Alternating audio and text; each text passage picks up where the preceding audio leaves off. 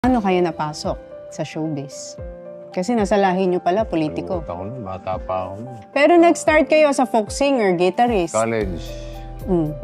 First year sa mga 16 ako. Pakanta-kanta. Tapos there was a new show na they were putting up with the Apo. Yung gag show, yung Okay Lang. Okay lang, yes. Tapos gines kami ng direktor. Kami tatlo magkakapatid. Si Bal, si Tito, at saka ako. Tapos si Tony Tubiera. Ang pangalan namin nun, Soto Brothers with Uncle Tony. And at the same time, doon sa show na yun, doon namin na-meet si Joey. Dalawa naman sila, mga DJ. Tapos nagka-vibes kami, nakasama namin yung dalawa. So, 5 kami, Soto Brothers, and Joey and Ricky. Tapos yung student canteen will come later. No, bago Discorama muna. Anong variety show? Doon nagsimula yung Tough Hits, yung Top 10 namin. Bago nag-student canteen. Pinch-hitter kami nila Eddie Ilarde, Bobby Ledesma. After student canteen, school bukol. After 1 or 2 years na school bukol, yun na, pumasok na Bulaga.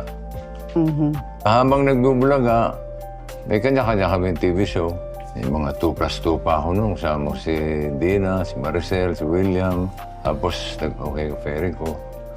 That's when I started producing movies.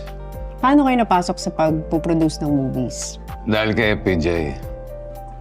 Si FPJ at that time, close friend ni Charito Solis. Kasama ko si Charito sa Okay Kaperi ko. Tapos I think it was her birthday. Ando si FPJ, inom-inuman sila. Ginagawa niya yung Panday 4. Tapos napagkwentuhan namin, sabi niya, last ko ng Panday ito. Wala nang pambata, ikaw naman ang gumawa. Sabi niya gano'n. Gawin mo yung Okay Kaperi ko. So, ginawa ko yung Okay Kaperi ko, the movie. Pang MMF yun? Yeah, pang Metro MMF Manila yun. Film Fest. Doon ba napanganak yung word na bossing? Sa Okay Kaperi ko. Actually, yung bossing, laganap na yan sa lahat. showbiz sa lahat. In-incorporate lang nung writer ko sa Okay Kaperi ko na ang tawag sa akin nila Pipoy, nila Ruby, nila Amin. Doon nagsimula, bossing. So kung iisipin nyo, ilang years na kayong lumalabas sa television at pelikula? Kailan lang? Lately lang. I started 16. So more than 50 years. More on television before I ventured into movie production naman.